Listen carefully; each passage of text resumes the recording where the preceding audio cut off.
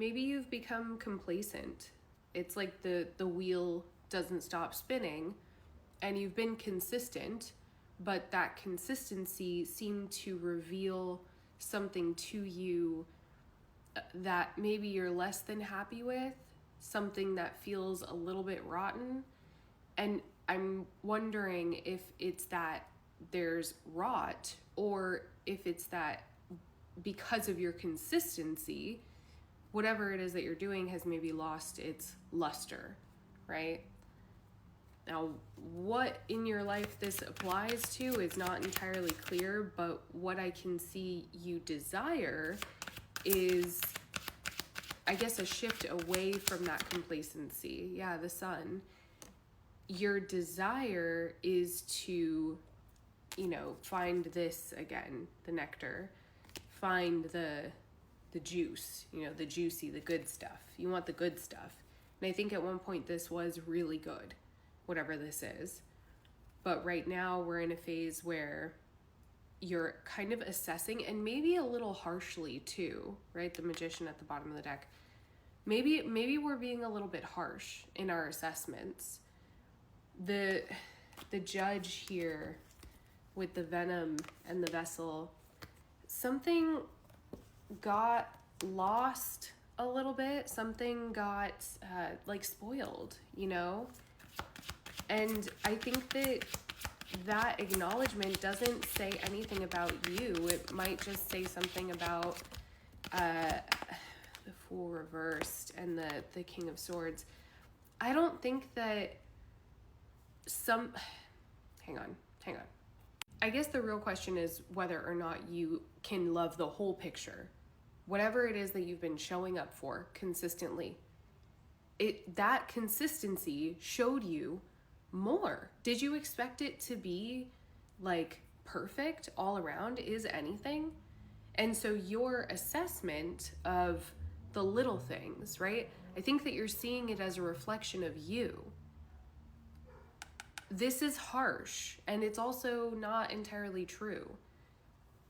There's something about this that just because you're seeing the whole picture, or you're seeing more of the picture, right?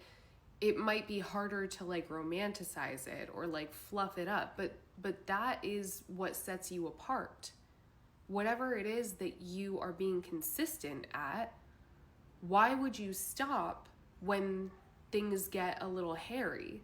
When you start to see the full picture, does that mean that you back up?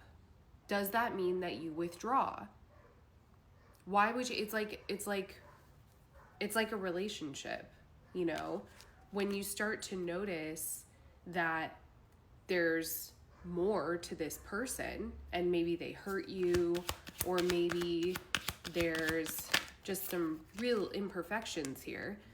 Do you commit, or do you just say, it's not perfect? This is a moment for you to question your devotion and your consistency, and whether or not this is worth it to you. It's not. Here's the other thing too, is Nine of Pentacles. That's funny because one of these cards is productivity. It's not always going to feel like it's the most abundant and fruitful time when you're showing up for things every single day, whatever it is, anything, right? It's not always gonna feel super gratifying, but that consistency is what sets you apart. That's what creates excellence. So this collective, I think that you're shedding a skin that is required to be shed, but is not, it's a moment in time. It's not a call to stop.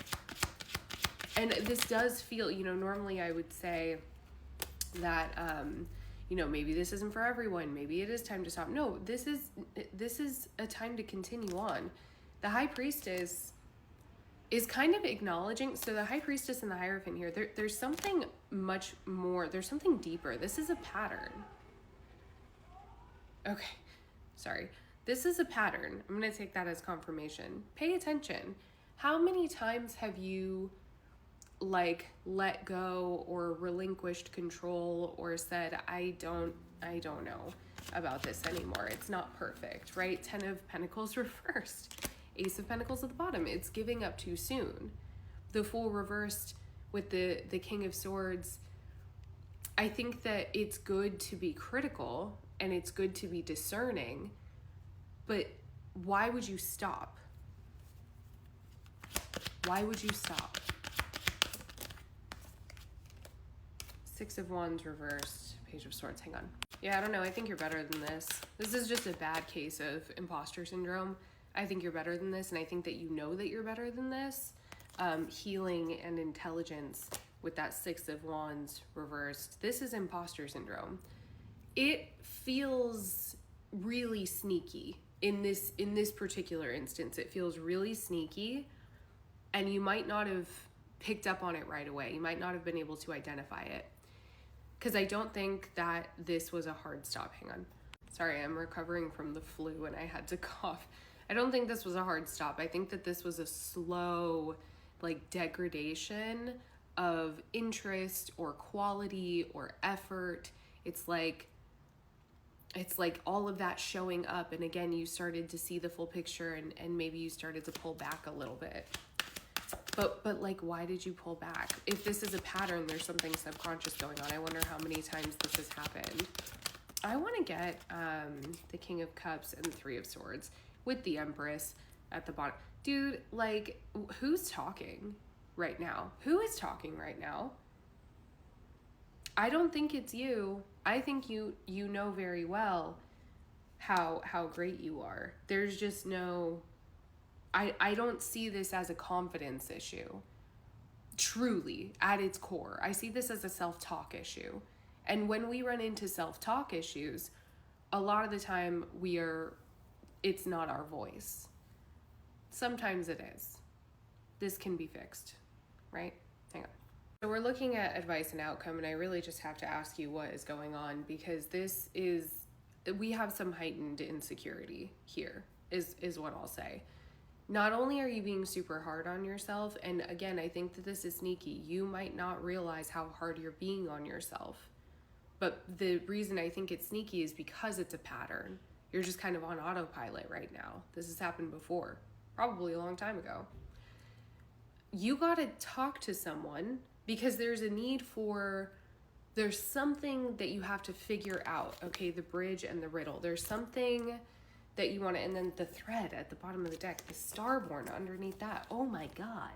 The hearts and the vision? What are we talking about? The Queen? The Sustainer? Please. Please. You know exactly what you're capable of here.